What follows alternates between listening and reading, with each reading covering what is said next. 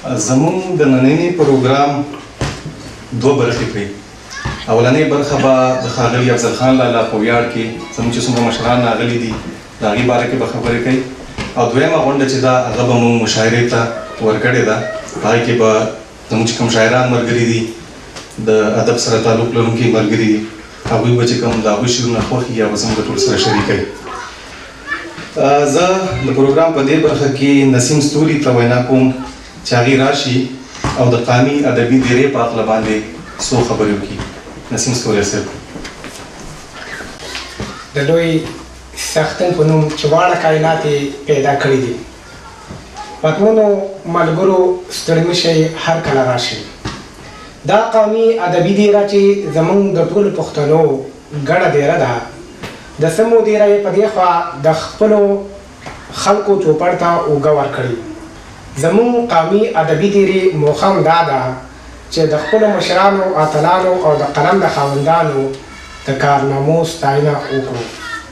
نن چې قومي ادبي دیره د پښتون قومي وحدت د ستر لارښود محمد افضل خان لالا د خدمتونو او درناوي ویاړ غونډه جوړه کړې، دا زموږ د قومي ادبي دیرې لپاره یو لوی ویاړ دی.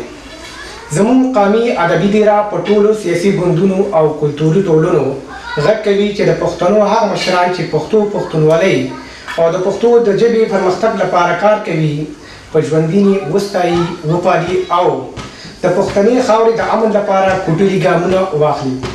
زه د خپلو خبرو په ترڅ کې د هغو ملګرو او د کلتوري ټولنو څخه د زړه د تله مننه کوم چې د دې قومي ادبي دیرې ملاتړ کوي.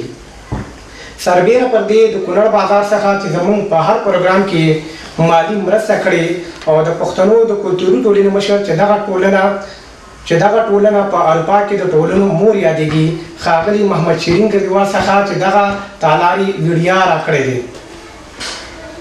په آخره کې زه د هغه دوه ملګرو ورونو چې د پښتونولۍ سره بې کچه مینه لري او زموږ د دې غونډې په جوړېدو کې هم پوره غونډه اخیستلې ده، نو زه د دغه ښاغلي عزیز سرشار او نصیر ستوري څخه او درنو مشرانو، کشرانو، همزولو له تاسو څخه چې خپل کارونه مو پرېښودي او زموږ دې غونډې ته راغلي یاست، د زړه د تله مننه کوم. زه خپلې خبرې په دې شعر راټولوم چې ښایست او پتحیا د ننګیالو ده، دا دیره زموږ د ټولو پښتنو ده. مننه.